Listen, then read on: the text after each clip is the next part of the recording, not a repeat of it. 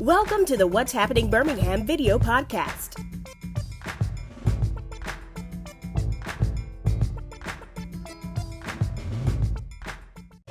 Hello everyone, this is Jarvis S. Scott with What's Happening in Birmingham. Today I have the honor and pleasure of being with Councilor Darrell of District 5. Councilor, good afternoon. Good afternoon. Thank you for taking time out your day. As I've been telling everyone, I'm doing a series called Know Your City Government, where we'll be doing interviews over the next few weeks with all the city councilors and plus city departments. So Councilor Darrell has agreed to be the first person, I'm not going to say like guinea pig or anything like that, but he's wanted to come on, and I just want to give him an opportunity to kind of tell you all the great things that's going on in his district, and we're going to talk about current city issues. So Councilor, good afternoon again, and before we start, just tell me a little information about yourself. So I am originally from Baton Rouge, Louisiana. I moved to Birmingham in the year 2000 to do some graduate studies at UAB, and ended up staying in Birmingham. Got involved in my neighborhood association, became a neighborhood president, eventually became president of the Citizens Advisory Board, and ran for office in 2017 and won that office. So I've been in office for about 2 years now. All right, so when you mentioned District 5, tell the viewers what District 5, what neighborhoods are within that district. Yeah, so District 5 roughly goes from Arkadelphia Road on the west side to Gate City and East Lake, Porto Madrid on the east side. So College Hill, Smithfield, Graymont, Fountain Heights, Druid Hill, Central City, South Side, Lakeview, North Avondale, South Avondale, Crestwood, North, Oak Ridge Park, Gate City, part of Brown Springs, East Lake, and Wahoma are all in District 5. So pretty much you got every segment of the city pretty much represented, including downtown as well. Yeah. So there's folks that live downtown. There's a couple of thousand folks that live downtown that their issues are pretty different from what other folks experience. They have complaints about parking and noise and dumpsters, whereas in some of the residential areas, it's more about vacant lots, dilapidated structures, crime, that sort of thing. So get a lot of variety in terms of the issues that we have to deal with. All right, so I always like to for a case for some of the people that don't make it to city council meeting or so busy with their lives in your district, what are some things you want to report, like accomplishments or things, just updates and things? Yeah, so we're in terms of our priorities, we're working with the mayor's office to develop a roadmap for revitalization in the Smithfield community specifically. And the reason why we're kind of targeting that area is because with the new stadium being built downtown, there needs to be new energy placed towards the Smithfield community, so that Legion Field doesn't decline, and with that, the surrounding community. So there's a lot of things that can be done to help spur revitalization there, but we really are interested in what the community wants to see. So what we started off doing with the mayor's office assisting is getting input from the community, like what types of change do you want to see happen in this community. So that information is coming together, and the goal is for us to again develop a roadmap. Other things that are happening in the district are the Caraway property. Corporate Realty is in the process of buying that property. They've got plans to do a very major redevelopment of that property. It's been sitting there blighted for a long time, so I think that's going to be a game changer for North Birmingham. Southtown is another big project that's in the works. Lots of change coming there. We're monitoring what's going on there because I think everyone's concerned about displacement of residents. So we're keeping a close eye on that situation. Moving to, the east, there's a lot of residential type issues, a lot of street paving that needs to be done. In particular, just today out in Marks Village in Gate City, they're actually implementing the safety plan. So they are blocking off some of the alleyways there. That's actually, we were there this morning and checking that out. There's some initiatives to revitalize housing in the Wahoma community. So definitely lots of things going on on really an hourly basis. We're sort of, weighing in on lots of different issues that are happening around the city. So tell me how, with all this revitalization that's going on in the neighborhoods, how is that, because I always think about quality of life, economic development, but what would you tell people that when they see all this new development, they worry about this, tag word, gentrification, right? And how, what we want to tell citizens about that as far as don't worry about that situation. Yeah. I think it's something that is important and that we, really need to get ahead of in terms of policy. So at the end of Mayor Bell's term, he had set up what was called a gentrification task force. And with the turnover in the administration, that initiative, kind of came to a halt. And I've continued to inquire about it, though, because I think that's something that we do need to be consciously working on. And so the end goal, though, is to develop policies that would help mitigate or eliminate any gentrification. In particular, there's things that we can do, like assisting with or assisting in the development of community land trusts. That's one tool that we can utilize to sort of cap people's expenses in terms of their cost for housing specifically. So in a community land trust, the trust owns all of the property and they can set the rental rate. And so that it doesn't go up over time. Just in a general commercial rental property, if the property values go up, then they have to insure it at a higher value, which means that the costs go up, and there's a lot of different factors that can escalate the cost for people living in those properties and make it unaffordable for them to live there. So those are all things that we're conscious of and want to implement policies to help prevent that.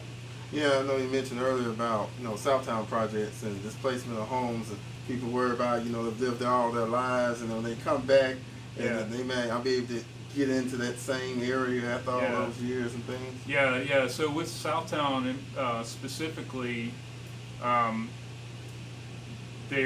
of the residents who are asking to come back to that property, what I'm being told by HABD is that they will be guaranteed a spot. Now, there's about 10% of the residents that turn over. There's about a 10% turnover rate at Southtown, which means that, out of every 100 residents that come through there, there's about 10 that are, moving out or moving in at any given time. So, but of that other part of the population that's stable, those folks, if they ask to come back to Southtown, then they're going to make sure that they have a space available for them. All right. So let me kind of move to the council as a whole. Since you've been on the council for 2 years, what are some things you wanted to see differently, like with this council? Because I know y'all have had some turnover with some councils, leaving, and some you got temporary council, things like that. Right. So what were some things you just wanted to see that was different? different? Well, I think one of the message that the voters sent is that they don't want conflict between the council and the mayor's office. Okay. And so I think we've been able to, get along well with the mayor's office. So far, I think the most stressful thing that we've dealt with is the allocation to the BJCC for the expansion. That was, pretty stressful situation, but we got through it, and on a general basis, we get along well with the mayor. He just came by the office here, so he drops in from time to time just to say hello and catch up. So I'd say there's been a pretty dramatic change from the last council and administration to this council, and hopefully that will continue. We're currently about to begin negotiations on the 2020 budget, and so that'll be sort of another push and pull time, and we'll see if how well people behave themselves. Okay. Yeah. So as far as with the 2020 budget, what's specific your role, or kind of for people that don't really know the process? Yeah. Of how you guys pull it together. Yeah. So it kind of starts with a period of time where all of the department heads they start from scratch, and they build out their budget and put down all of the line items in their department that they need. Then they go to a budget committee and present that, and the budget committee gathers all of that information, and that's what the mayor's office uses to come up with his budget proposal. He's going to present that tomorrow at a council meeting, and at that point, there'll be a conversation that happens between the council and the mayor's office. I can tell you that the mayor's already been reaching out to the council to sort of give them a heads up, and so that they're so that we are not surprised by anything. And at that point, once the budget has been presented, we'll have an opportunity to get public, feedback. If the council really feels strongly about making some changes, then that conversation will happen with the mayor. We cannot just change the budget. Once he sends it to us, he actually has to agree to change things if it's going to be changed. The only thing, if we don't like it, the only thing that we can do is if it comes up for a vote, not vote for it. So it really is a negotiation in order to get the budget passed. But we're ahead of schedule. He's actually about a week ahead of schedule. The Mayor Council Act specifies that the mayor has to present the budget to the council by May 20th. So, we're a week ahead of schedule. Last year, for the 2019 budget, we actually passed it ahead of schedule. And I think, we're on track to get that done this year too. So without putting you on the spot, is there anything you would like to see in the budget specifically for your district as far as increases or money appropriated? Yeah, there's some long-term projects that I'm really interested in, but my number one priority is that Smithfield revitalization road mount. Okay. And the mayor's already spent some money on getting that underway. The next thing that I've asked him about, and I really don't think that this requires much funding, but we really need to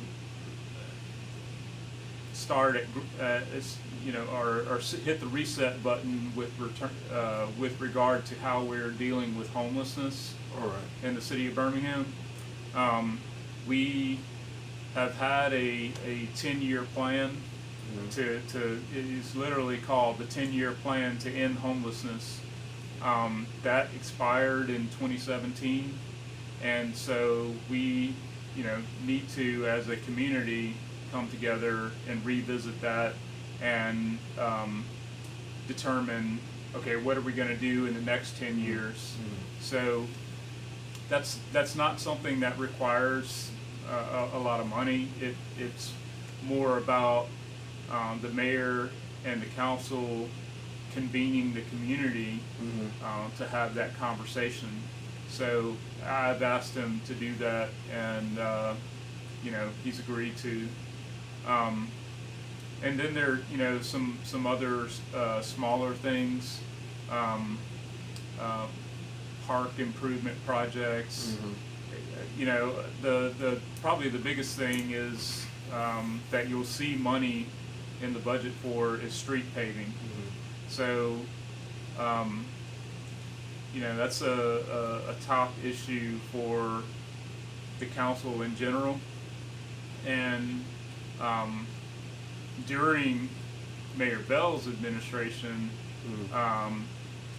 they actually came up with a 5-year plan to do $50 million worth of paving.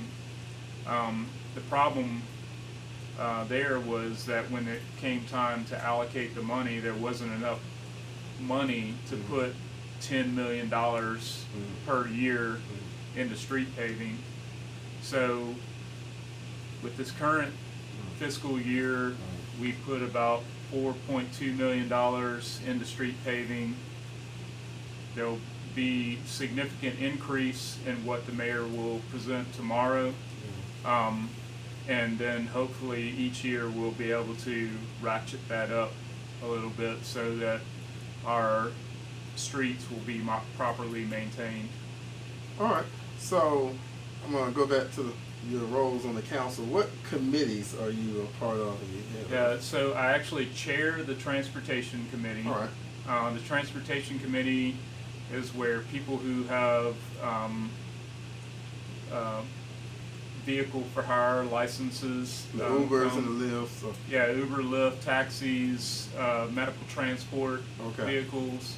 All of those license requests come through our committee, but we also just generally kind of talk about transportation issues in general. So, so any street improvement projects we'll kind of weigh in on.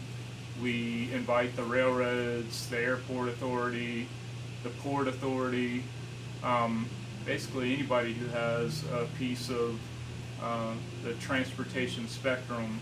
We want to have them be part of the conversation in our committee meetings. And then the other committees that I sit on are planning and zoning, and budget and finance. And we're actually about to have a budget and finance meeting here in just an hour or so. Okay. All right. So as far as your role on council, because according to some people, they probably just think you guys just work on just Tuesdays. Yeah. You gotta tell them how much.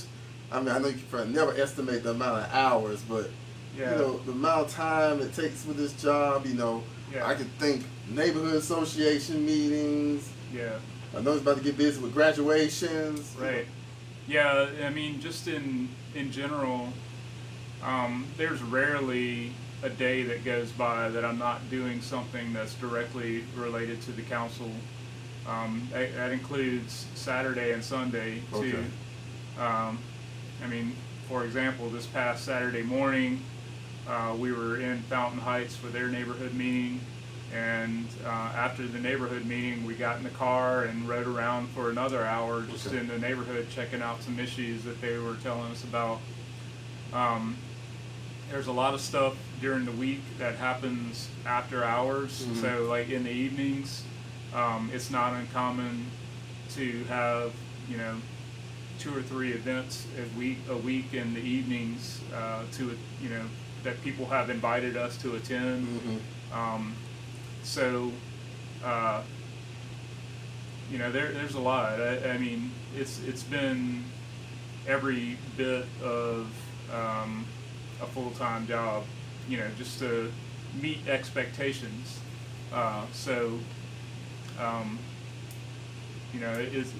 It's definitely, for me, it's not something that I just do on Tuesdays.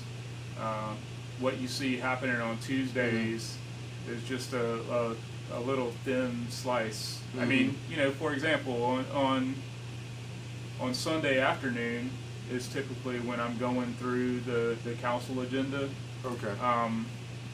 There's usually about 100 items on the council agenda.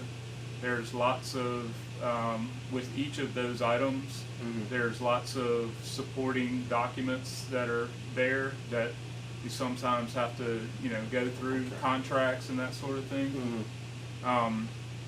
So just on any given Sunday, I'm typically spending, at least a couple of hours going through the council agenda to, it's part of my job. Okay.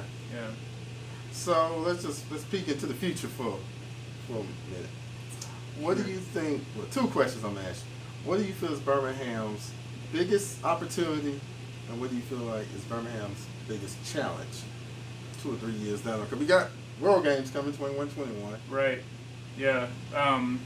Well, I think definitely, I'll start with the challenge first. So, Birmingham currently has about 19,000 tax delinquent properties, and those are not only properties that aren't being occupied and people aren't paying the taxes on, but they're actually, in addition, costing us money because we have to allocate millions of dollars a year towards demolition And cutting grass. and cutting grass. That's right. So not only are we not getting any revenue from those properties, we're having to put revenue into them, put money into them. So that's a huge challenge for us to overcome. And there's lots of things that impact that. We're working, trying to give the land bank adequate resources to help address that issue. But then at the same time, we have to be trying to affect some real change in the crime situation so that people feel safe in those communities. And there's just a lot of other factors, so it's definitely a huge challenge. And in terms of opportunity, the city is really growing right now, and there's a lot of energy. We are working towards the World Games, and we're expecting visitors from 100 different countries, and I think that gives us a goal to concentrate on, and things like getting the bus rapid transit system completed, getting the Interstate 2059 completed. There's also some work that, some public space that's supposed to be built underneath that. Caraway, Southtown, all of those things are going to be big changes for the city that will continue to kind of put us in the limelight. All right, and one thing I want to I'm almost making that my final question, but that question came in my head. Recently, you all was doing something as far as healthy food initiative. Can you kind of speak more on that? Yeah, so one of the things that we hear about is people want access to healthier foods. A lot of communities are only served by like a Family Dollar, Dollar General, or some type of convenience store. Yeah. You know, the corner gas station may be the closest, you know, reliable access to food. So we're trying to address that issue. We've actually set aside some money to use as incentives to try and get a grocery store to build, you know, in these communities. But then there's changes that we're doing to our zoning ordinance that would actually allow mobile grocery stores. Okay. And I'm pretty excited about that. There's the Community Food Bank of Central Alabama is really the only one who's doing it right now. They have a program called their Corner Market, where they actually, they bring in a trailer. It's got refrigeration and freezers on it, so you can get meat, eggs, dairy products, and then variety of fresh fruits and vegetables. So we're actually going to make that, put that in our code and say, hey, look, this is something that we're going to allow folks to do, and that'll hopefully expand the opportunity for people to have healthy foods in their neighborhoods. But it also addresses issues like community gardens and setting up farm stands at those community gardens. So generally, we hope that these, in combination with trying to attract grocery stores, these other changes will make healthy foods more available to the communities that don't have them right now. All right. So my final question, this is a very easy question. Okay. If they want to get in touch with your office, what's the best phone number, email address? So probably the email is the most reliable way to get in touch with our office. My email address is just my name, Darrell, O'Quinn @birminghamal.gov. You can find it on the city's website. If you do call, the number is 254-2678. Unfortunately, we can't have somebody, you know, by the phone all the time. There are 3 people that work in this office full time, and you know, in order for us to get things done, you know, we can't always be by the phone. And we do try and check the voicemail on a regular basis. We do definitely return calls, but I would say the most reliable means of getting in touch with me is through email. All right. Well, Councilor Quinn, thank you again for taking time out today. I want to kind of make this a quarterly process to sit down and kind of, see what's going on in your district and everything. And like I was telling everybody, I'm reaching out to all the rest of the city councilors as well and heads of city departments as well, because we want to, in a way we can keep the people informed about what's going on in Birmingham. I think, in any vehicle we can. So thank you again. Yes, sir. Hope I didn't take you through too many questions and everything. Thank you all for watching, and for more videos, please check out my website, what'shappeningbirmingham.com, and don't forget to subscribe to my YouTube channel. Thank you all again, and have a great day. Bye-bye. Thank you for watching the What's Happening Birmingham video podcast. Please check out our website, app, or subscribe to our YouTube channel for the latest videos today.